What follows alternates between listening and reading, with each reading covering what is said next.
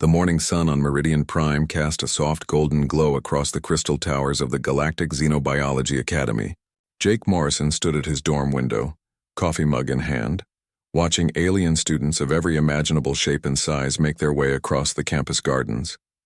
After 18 months at the academy, the sight still amazed him. Beings that floated, crawled, walked on 6 legs, and even one species that rolled like living wheels, all headed toward the same lecture halls. Jake took a sip of his coffee and winced. The academy's food processors tried their best to replicate Earth beverages, but something always tasted slightly off. Still, it was better than the nutrient paste that most alien species considered a complete meal. He grabbed his datapad and backpack, heading out the door. The hallways of the dormitory were wide enough to accommodate species twice the size of humans. Jake nodded to a Corthan student passing by. The turtle-like alien gave a slow blink in return, which Jake had learned was their equivalent of a friendly greeting. He jogged down the stairs, taking them 2 at a time, not noticing how several smaller aliens pressed themselves against the walls as he bounded past. To them, his speed and energy seemed almost reckless. Outside, the campus was alive with activity. The main plaza featured a massive fountain that shifted colors based on the emotional states of nearby empathic species. Right now, it glowed a calm blue-green, indicating the general peaceful mood of morning classes. Jake walked past it, heading toward the biology complex. On the way, he spotted his friend Velkara waiting by the entrance to their lecture hall. The Threxian looked like a cross between a centipede and a spider, with 6 graceful limbs and a segmented body covered in soft purple fur. Her large compound eyes brightened when she saw Jake approach. "Good morning, Jake," Velkara said in her musical voice. The translator device on her thorax converted her native clicks and whistles into standard galactic speech. "Did you finish the reading on silicon-based metabolism?" "Most of it," Jake admitted with a grin. "I fell asleep around page 40. That stuff about crystalline neural structures is fascinating but puts me right out." Velkara made a sound that the translator rendered as a gentle laugh. "You humans need so much sleep. 8 hours every single night. I cannot imagine being unconscious for that long." "Yeah, well, you guys need to shed your exoskeleton twice a year. That seems like a hassle," Jake countered playfully. They entered the lecture hall together. The room was arranged in a circular pattern with the professor's podium at the center. Seats of various shapes and sizes accommodated the diverse student body. Jake took his usual spot, a standard chair with a desk surface, while Velkara settled onto a cushioned platform designed for her body type. A moment later, Quinn floated in. The Nephili was a cloud of gas contained within a transparent membrane, with patterns of color shifting across their surface to indicate mood and speech. Currently, Quinn glowed a happy yellow-orange. "Greetings, friends." Quinn's voice came from a speaker device attached to their containment field. "I am excited for today's lecture. Predator evolution is such a rare topic. Why is it rare?" Jake asked, pulling out his datapad to take notes. Quinn's colors shifted to a thoughtful blue. "Because most intelligent species evolved from prey animals or omnivores. True predator species rarely develop the social structures needed for civilization. They tend to be too territorial." "Huh," Jake said, not really understanding the significance. "I guess that makes sense." The lights dimmed slightly and Professor Zephyrim emerged from a side entrance. The elderly Corthan moved slowly, his thick shell bearing the markings of advanced age. Despite his appearance, his mind was sharp, and he was considered one of the galaxy's foremost experts on comparative biology. "Good morning, students," the professor began, his deep voice resonating through the hall.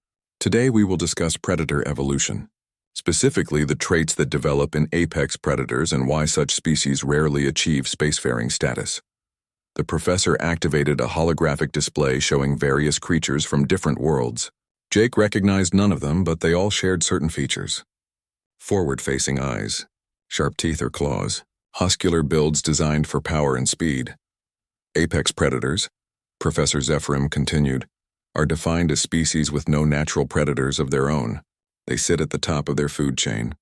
Such creatures develop remarkable capabilities: enhanced reflexes, superior sensory organs, high endurance, aggressive immune systems, pain tolerance far beyond prey species.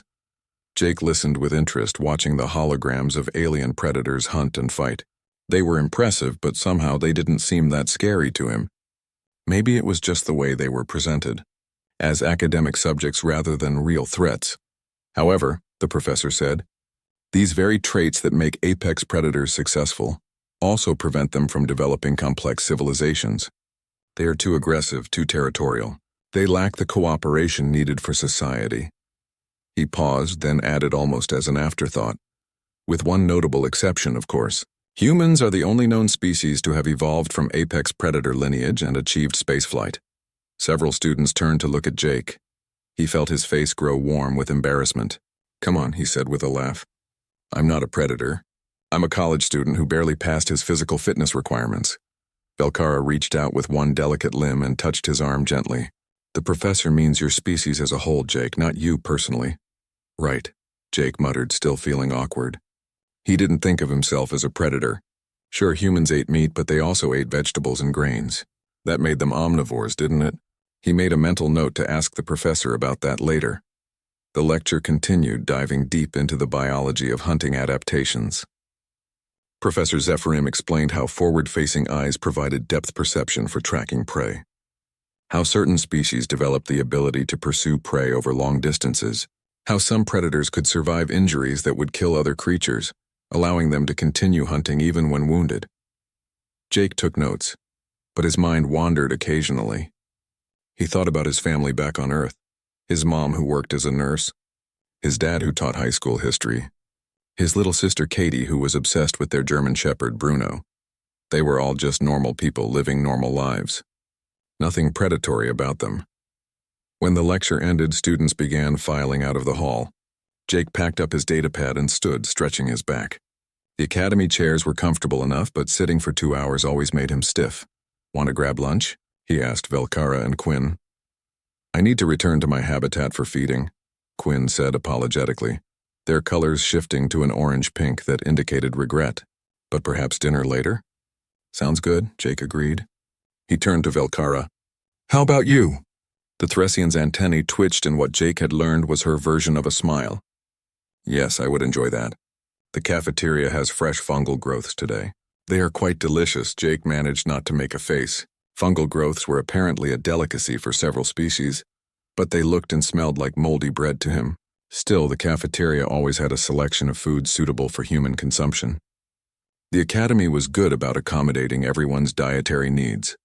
They walked across campus together, Velkara's 6 legs moving in a graceful rhythm beside Jake's 2-legged stride. Other students passed by, some nodding greetings, others too absorbed in their datapads or conversations to notice. The campus felt peaceful and safe. Jake looked up at the sky where 3 moons were visible even in daylight. This world was so different from Earth, yet he'd come to think of it as a second home. The academy had given him opportunities he never would have had back on Earth. He was learning about life forms that most humans would never encounter. He was making friends from across the galaxy. He was part of something bigger than himself. What are you thinking about? Velkara asked, noticing his distant expression. Just how lucky I am to be here, Jake said honestly. A few years ago, humans didn't even know there was a galactic community. Now I'm studying xenobiology with students from hundreds of worlds. It's pretty amazing. Velkara's antennae curved forward in pleasure. We are fortunate to have humans join our community. Your species brings fresh perspectives and enthusiasm. She hesitated, then added quietly, even if some find you a bit intimidating.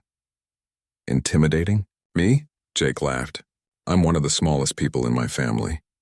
My dad is built like a linebacker, and my sister is already taller than me even though she's only 16. Velkara didn't respond, and Jake didn't push the subject. He'd learned that different species had different perspectives on things, and what seemed normal to him might seem strange to others. It was part of what made xenobiology so interesting. They reached the cafeteria, a large building with sections designed for different atmospheric and dietary requirements. Jake headed for the oxygen breather section, where the food was at least recognizable if not always appealing. He grabbed a tray and selected what looked like rice, some kind of protein that might have been fish, and a fruit that tasted like a cross between an apple and a melon. As he sat down with Velkara, Jake felt content. Tomorrow they had an exam on cellular structures and he needed to study. But for now, The afternoon lecture hall was packed with students from at least 20 different species. Jake sat in his usual seat, datapad ready, as Professor Zephram prepared to continue the discussion on predator evolution. The topic had generated a lot of interest after the morning session, and several students had submitted questions for the professor to address. Jake stifled a yawn. The lunch had been heavier than he expected, and the warm temperature of the lecture hall was making him drowsy. He pinched his arm to stay alert, not noticing how Velikara beside him flinched slightly at the casual self-inflicted pain. Professor Zephram began speaking about hunting strategies when something strange happened. The air in the center of the lecture hall seemed to shimmer like heat waves on a summer day. Several students gasped and went rigid in their seats. Jake looked up from his datapad, curious about what was happening. The shimmer solidified into a creature that made Jake's eyes widen. It was massive, easily 3 meters tall, covered in dark scales that seemed to absorb light.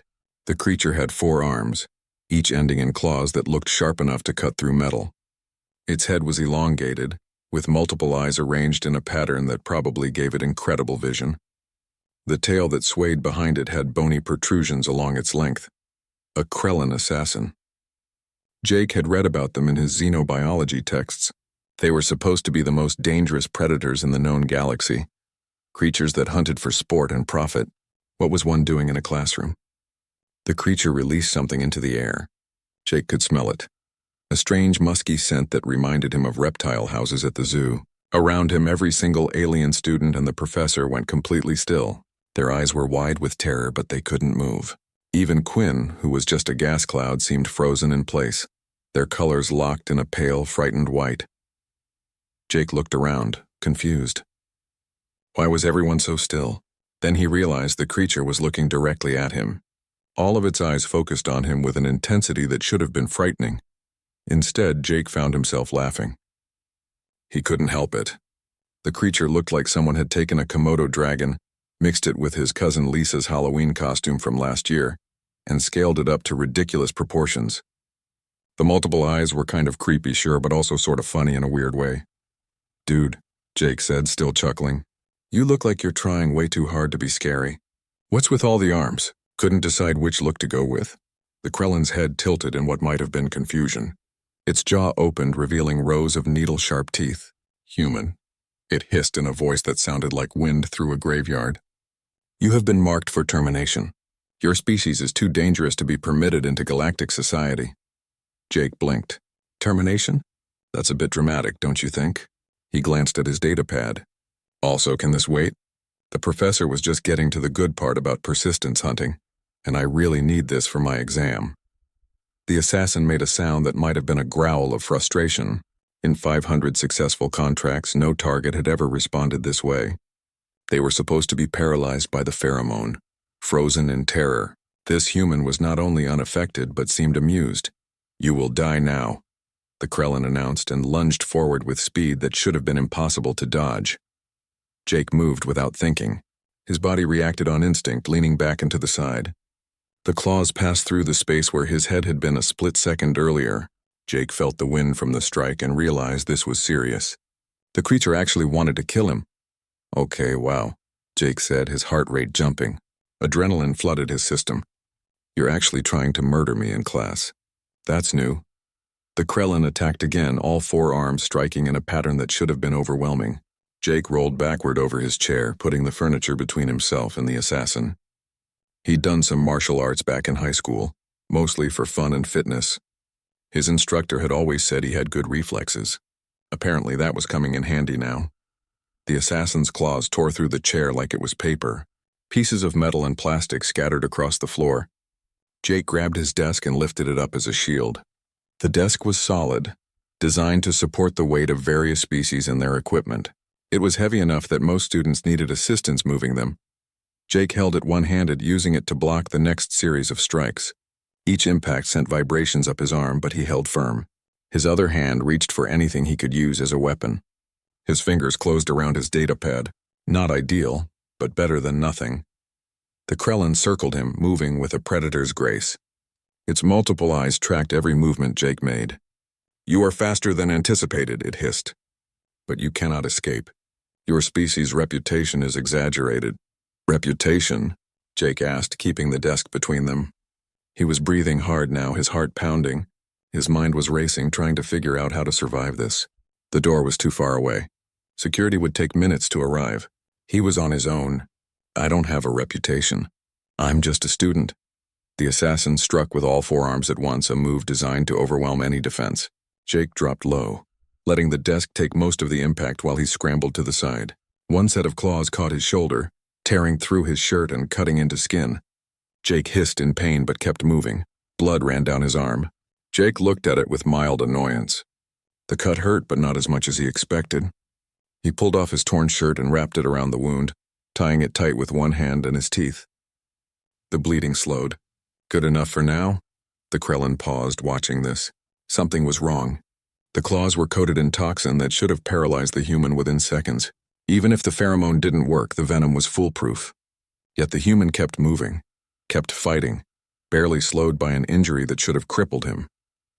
Jake threw his data pad at the assassin's head. The device bounced off harmlessly, but it created a moment of distraction. Jake used that moment to grab another desk and throw it. The heavy furniture flew through the air. The Krellin dodged, but Jake was already moving, using the distraction to get to better ground near the professor's podium, where there was more space to maneuver.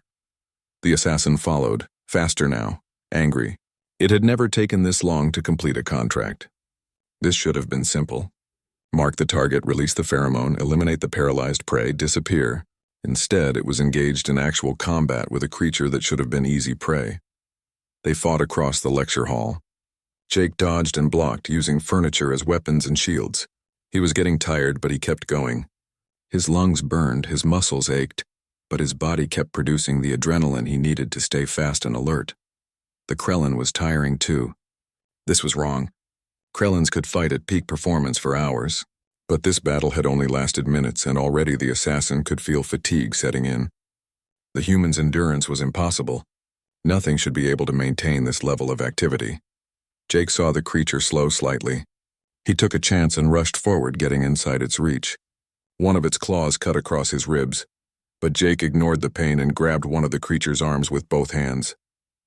His fingers closed around the scaled limb in a grip like steel. The Krellin tried to pull free. It couldn't. The human's grip was unbreakable. The assassin struck with its other arms, cutting into Jake's back and shoulders. Jake gritted his teeth against the pain but didn't let go. Blood ran down his torso, but his hands held firm. Let go, the Krellin hissed, fear creeping into its voice for the first time in its long career. Not until you explain why you're trying to kill me, Jake said through clenched teeth. His vision was starting to blur from blood loss, but he held on.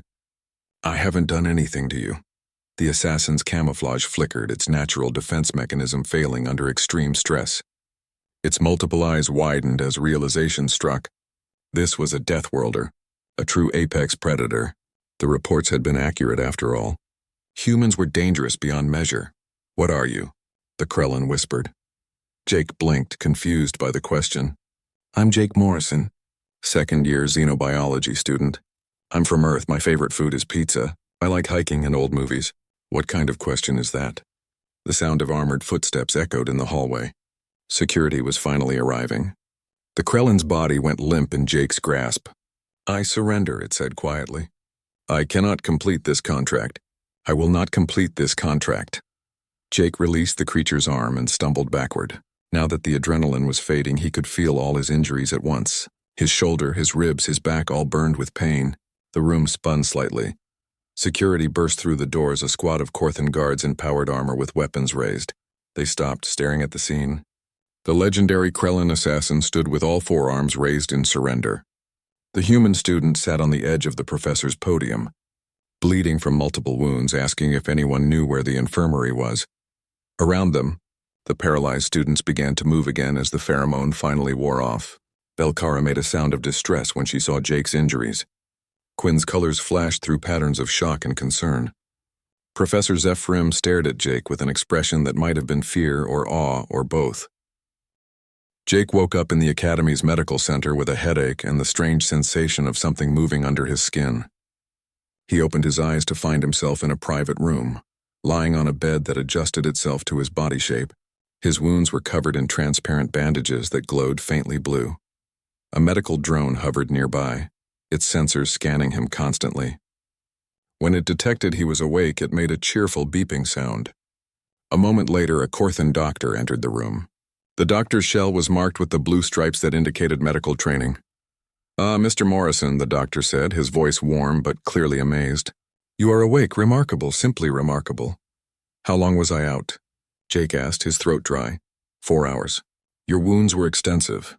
7 lacerations, 2 of which reached muscle tissue. Exposure to Krellin venom.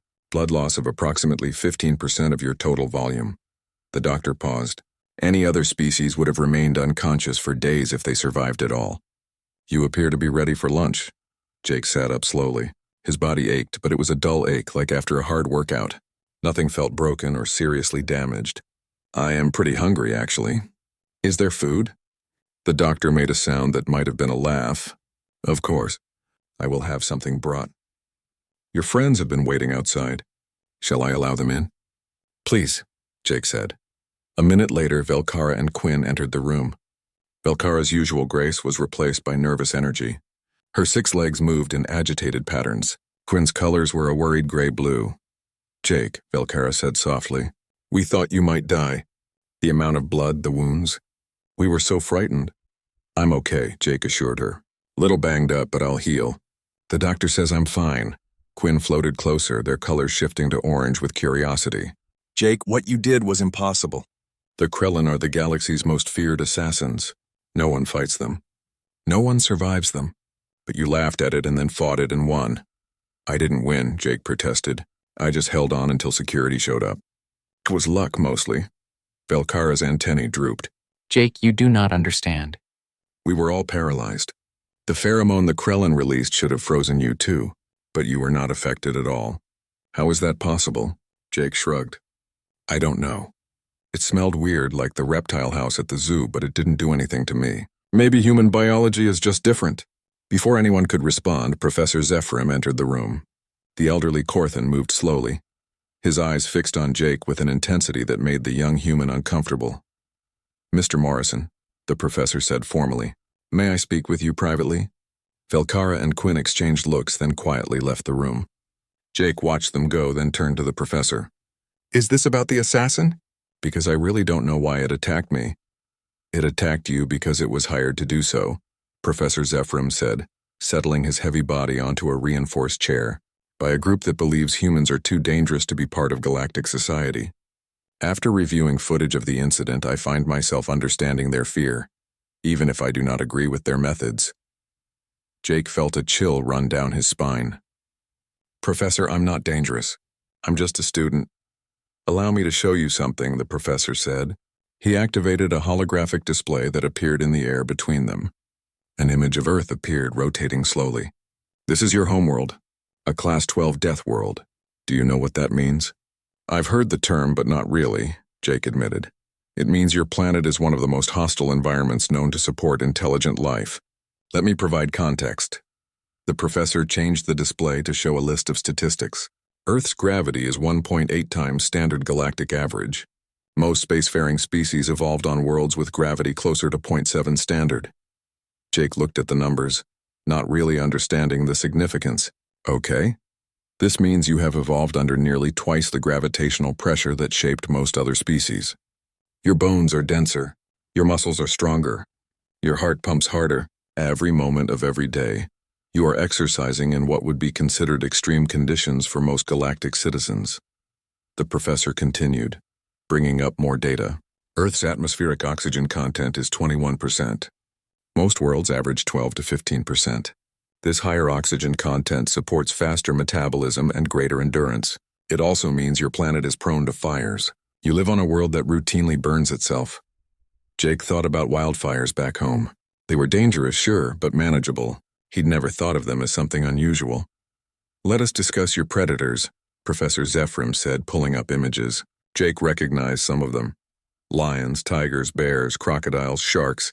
Each of these creatures would be classified as an apex predator on any other world. Earth has hundreds of them. Your oceans contain predators large enough to swallow a small spacecraft. Your forests have creatures that hunt in packs with complex strategies. Your own ancestors had to compete with all of these for survival. But humans are on top now, Jake said. We don't have to worry about being eaten anymore. Precisely. Your species outcompeted every other predator on your world. Do you know how? The professor brought up an image of a human skeleton next to a Corthan skeleton for comparison. Humans are pursuit predators. You evolved to chase prey over long distances until it collapsed from exhaustion. Your endurance is legendary. You can run for hours without rest. Most species, including Krellins, can only maintain peak performance for minutes before fatigue sets in. Jake remembered how the assassin had started to slow down during their fight. He had felt tired too, but he could have kept going. His body had been ready to continue. Your reflexes are approximately 5 times faster than galactic average, the professor continued. Your pain tolerance is extraordinary. You sustained injuries today that should have incapacitated you, yet you continued fighting. The Krellin venom that should have paralyzed you had minimal effect because your immune system is designed to fight off some of the most aggressive pathogens in known space. The display changed again, showing a comparison of healing rates. Most species take weeks to recover from lacerations like yours. You will be fully healed in days. Some of your wounds are already beginning to close. Your body produces scar tissue quickly and efficiently. This is because on Earth, being injured often means being vulnerable to other predators. Evolution favored those who could heal fast and continue surviving. Jake looked down at his bandaged arms. The glowing material showed his wounds beneath. They already looked better than they had felt a few hours ago. What you consider normal food would poison most of us, Professor Zephyrim said. Capsaicin, which you use as a spice, is a plant defense mechanism that causes pain. You eat it for pleasure. Ethanol, which you drink as a beverage, is toxic to most species even in small amounts. You consume it recreationally.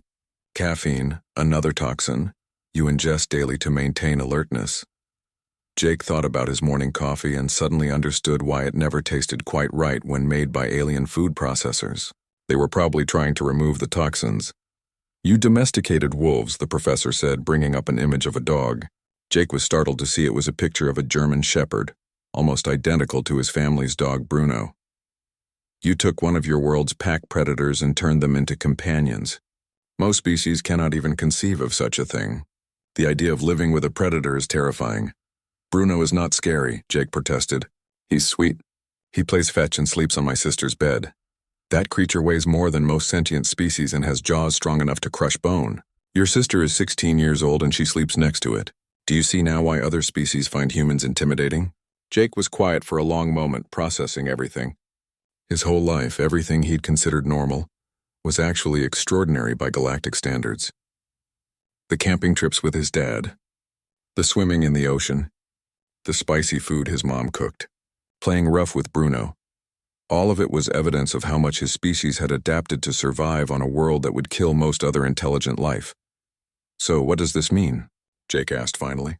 Should I leave the academy? Go back to Earth? Professor Zephyrum's eyes softened. No, Mr. Morrison. It means you need to understand what you are, so you can help others understand as well. Your species is formidable, yes, but you are also kind, curious, and cooperative. You form friendships across species barriers. You seek knowledge rather than conquest. These qualities are just as much a part of human nature as your physical capabilities. The incident today will become galactic news, the professor continued. Many will be frightened. Some will call for human quarantine or restrictions. You can help change that narrative. You can show them that being dangerous and being destructive are not the same thing. Jake nodded slowly, feeling the weight of responsibility settling on his shoulders. He'd come to the academy to study alien life. He'd never expected to become a representative of his entire species. But maybe that was just one more challenge to adapt to. One more thing to survive. That's what humans did, after all. They adapted. They survived. They found a way forward. Jake was released from the medical center the next day, with instructions to take it easy for a week. His wounds were healing rapidly, just as Professor Zephyrim had predicted. The bandages had been replaced with smaller ones, and the pain had faded to a dull background ache that Jake barely noticed. What he did notice were the stairs. As he walked across campus back to his dormitory, every student he passed stopped to look at him. Some stares were filled with awe, others with fear, a few with curiosity. None were friendly in the way they used to be. A group of Nephili students gave him a wide berth, their colors flashing nervous yellows and oranges. A Corthan professor who usually greeted him warmly now just nodded stiffly and hurried past. Even the maintenance drones seemed to move a little faster when they sensed him coming. When Jake reached his dorm room, he found the door unlocked. His roommate, a quiet Thessian named Korvik who usually left for his homeworld on weekends, had cleared out his belongings.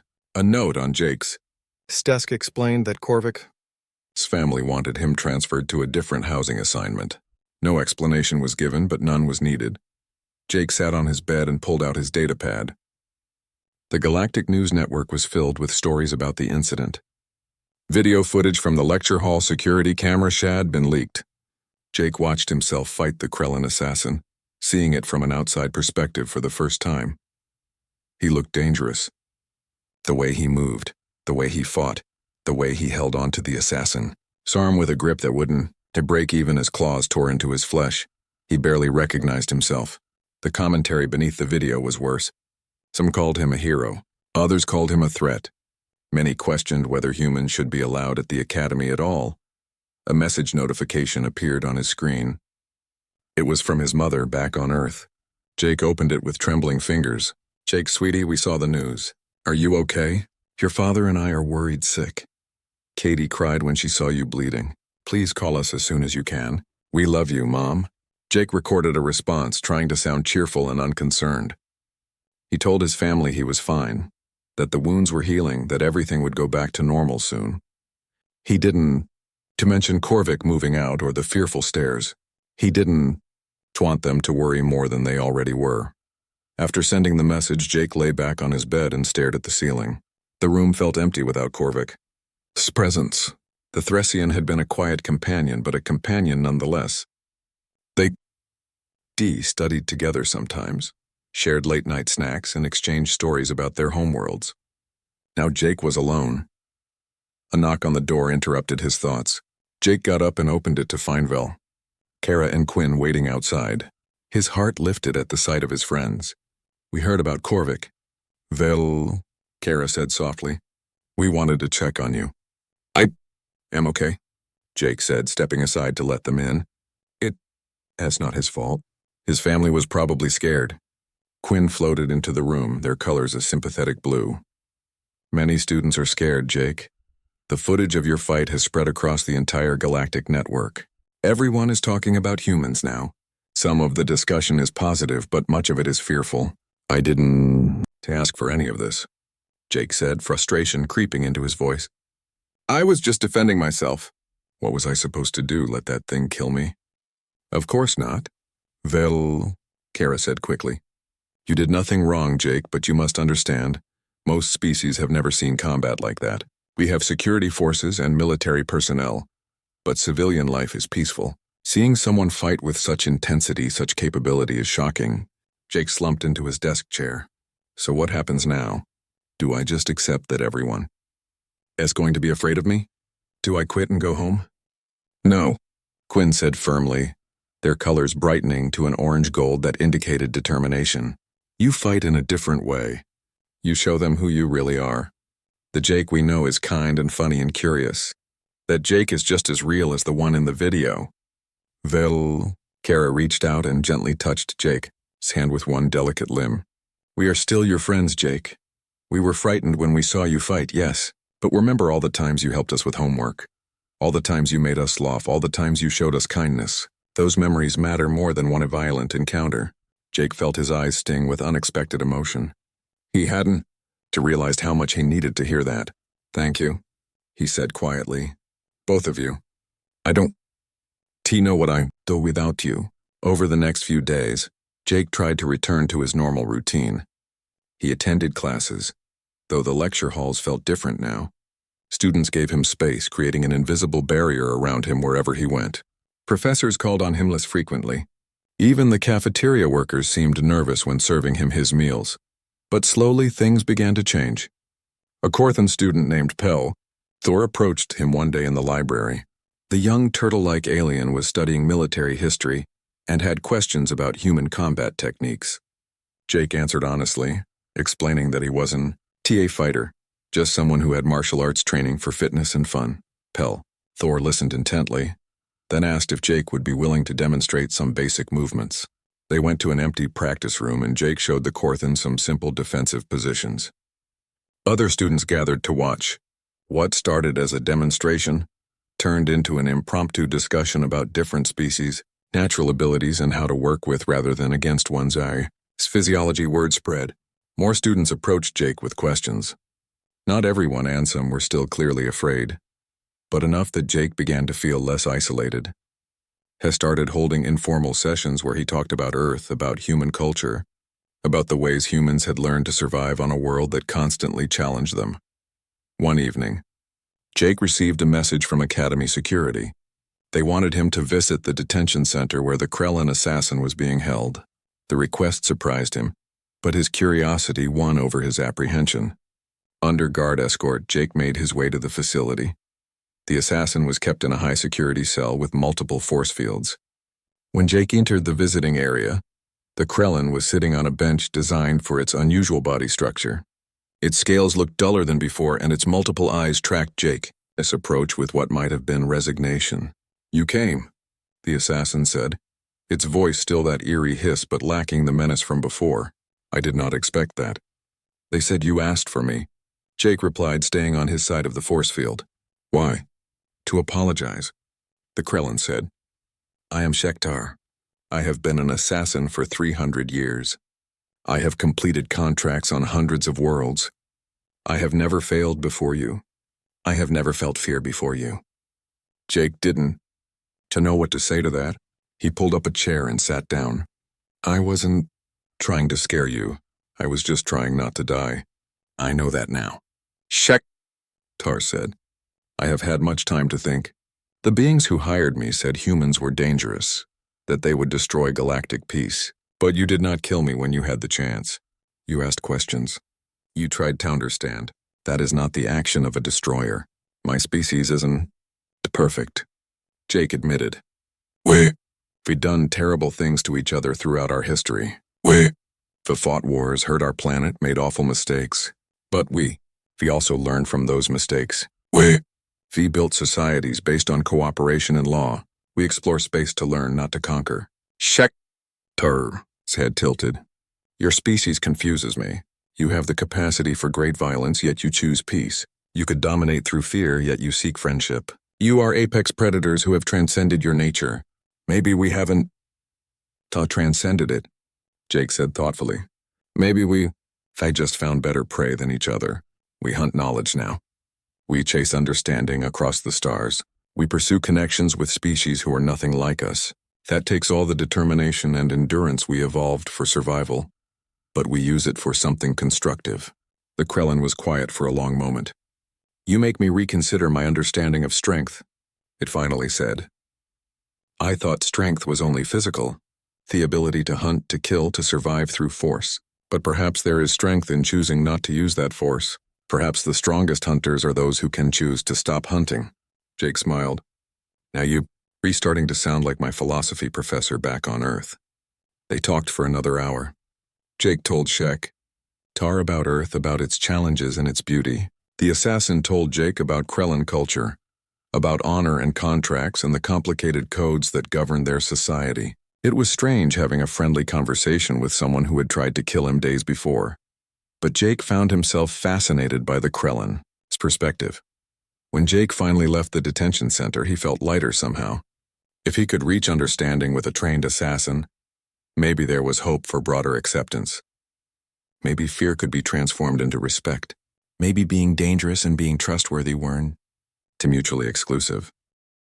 2 weeks after the incident, Jake received a summons from the Galactic Council. A formal transport ship arrived at the Academy, and Jake found himself aboard a vessel, heading to the council chambers on the capital world of Centaurus Prime. He'd never been to the capital before and, under other circumstances, would have been excited about the trip. Instead, he spent most of the journey feeling nervous. Professor Zephram accompanied him as an advisor. The elderly Corthan spent the journey preparing Jake for what to expect. The council consisted of representatives from over 300 species, each with their own concerns and perspectives. Some would be sympathetic to humans. Others would be hostile. Most would be uncertain, waiting to form their opinions based on what Jake said and how he said it. "Remember," the professor told him as their ship approached the capital, "you are not just speaking for yourself. You are representing your entire species. Choose your words carefully. but speak from the heart. Honesty will serve you better than diplomacy. The council chambers were magnificent. A massive amphitheater built from materials that seemed to capture and reflect light in impossible ways. Seating areas were arranged in circular tiers, each designed to accommodate different species' needs. At the center was a raised platform where Jake was directed to stand. As the chamber filled with council members, Jake felt very small and very human. Beings of every imaginable shape surrounded him. Some were larger than vehicles. Others were smaller than house cats. Some existed as pure energy, contained in specialized fields. Some communicated through sounds, others through light, still others through chemical signals that translators had to interpret. The council speaker, an ancient being called a luminar that looked like living starlight, called the session to order. Its voice resonated through the chamber without sound, directly understood by all present through means Jake didn't fully comprehend. "We gather to address the matter of humanity's place in galactic society," the speaker announced. "Recent events have raised questions about the wisdom of integrating a species from a Class 12 deathworld. We have asked Jake Morrison, a human student, to speak on behalf of his people." Jake stepped forward, his heart pounding. He'd prepared a speech on the journey, but standing here in front of representatives from hundreds of worlds, the words he'd memorized seemed inadequate. He decided to follow Professor Zephram's advice and speak from the heart instead. "Honored council members," Jake began, his voice amplified somehow so everyone could hear. "I'm not a diplomat or a politician. I'm just a college student who got attacked in class and defended himself. I've been told that makes me dangerous. Maybe it does. But I'd like to explain what that danger really means." He paused, gathering his thoughts. Some council members leaned forward with interest. Others remained still and watchful. Jake continued, "Humans come from Earth, a world that has tried to kill us in every way imaginable. Predators, diseases, natural disasters, extreme climates. We survived by adapting, by becoming tough enough to handle whatever our planet threw at us. That toughness is part of who we are. I can't change that any more than you can change your own species' traits. But being physically capable of violence is not the same as being violent," Jake said with conviction. "Every species in this chamber has the capacity to cause harm in some way. The question isn't whether we can be dangerous. The question is what we choose to do with our capabilities." A council member from a species Jake didn't recognize spoke up. "How can we trust that humans will choose peace when violence seems to come so naturally to you?" Jake thought about that. Because violence doesn't come naturally to us. Survival does. For most of our history, we fought each other because we were competing for limited resources on a harsh world. We made terrible mistakes. We hurt each other and our planet. But we learned. We built laws and societies. We developed ethics and compassion. We created art and science and philosophy. We reached for the stars not to conquer them but to understand them. He gestured around the chamber. When humans first encountered the galactic community, we could have responded with fear and aggression. Instead, we chose cooperation. We sent students to your academies. We shared our knowledge. We sought friendships across species barriers. I have friends who are nothing like me biologically, but who I care about deeply. That's the choice humans make every day." Another council member spoke, this one a Korthan. "Yet you defeated a Krellan assassin, one of the galaxy's most feared predators. You fought with a level of capability that disturbs many of us." "I didn't want to fight," Jake said honestly. "I wanted to attend my lecture and learn about silicon-based metabolism. I was attacked by someone who decided I should die because of what species I belonged to. I defended myself because the alternative was death. If I'd had any other choice, I would have taken it. But I didn't kill my attacker. I held on until security arrived. Even in the moment of greatest danger, I chose to preserve life rather than take it." The chamber was quiet. Jake took a breath and continued, sensing this might be his only chance to really be heard. "I understand your fear. I really do.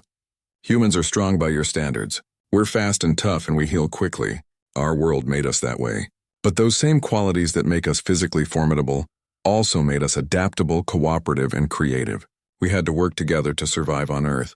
We had to innovate constantly. We had to build communities that could withstand any challenge.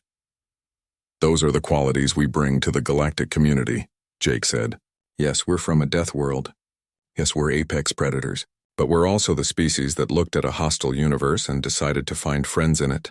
We're the species that sees differences as opportunities to learn, rather than threats to eliminate. We're the species that believes cooperation is stronger than competition. The Luminar speaker floated forward slightly. What do you propose, Jake Morrison?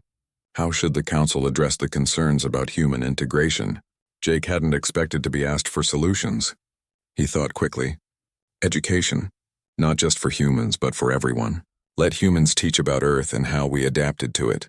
Let us share our perspective, and let us learn from you about your worlds and your experiences. Fear comes from not understanding. The more we understand each other, the less we'll be afraid.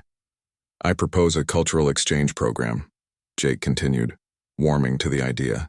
Humans could offer courses on deathworld survival, on human history and biology, on our approaches to problem solving. In return, we'd learn from all of you. We'd understand what makes each species unique. We'd build bridges instead of walls. Several council members began discussing among themselves. The speaker allowed the conversations to continue for a few minutes before calling for order again. Your words carry wisdom beyond your years, young human, the speaker said. The council will deliberate on your proposal. You may return to the academy while we consider. Jake was escorted from the chamber. As he left, he caught glimpses of different council members. Some looked thoughtful, others skeptical, but at least they were considering his words instead of just dismissing humans outright. That felt like progress. The journey back to the academy felt longer than the journey out. Jake spent it wondering if he'd said the right things, if he'd represented humanity well, if anything he'd said would make a difference. Professor Zephyrium assured him that he'd spoken wisely, but Jake wouldn't feel certain until he knew the council's decision. When he arrived back on Meridian Prime, Velkara and Quinn were waiting for him. They'd watched a broadcast of the council session and wanted to tell him how proud they were. Other students approached too, some to congratulate him, others to ask questions about what would happen next. 2 days later, the council's decision was announced. Humans would be permitted to remain integrated into galactic society, but with new educational requirements. All human students would be required to take courses in cross-cultural understanding and communication. In exchange, humans would offer classes on deathworld adaptation and survival strategies that other species could attend voluntarily. It wasn't perfect, but it was a start. Jake found himself appointed as the first human coordinator for the cultural exchange program at the academy. It was more responsibility than he'd ever wanted, but he accepted it.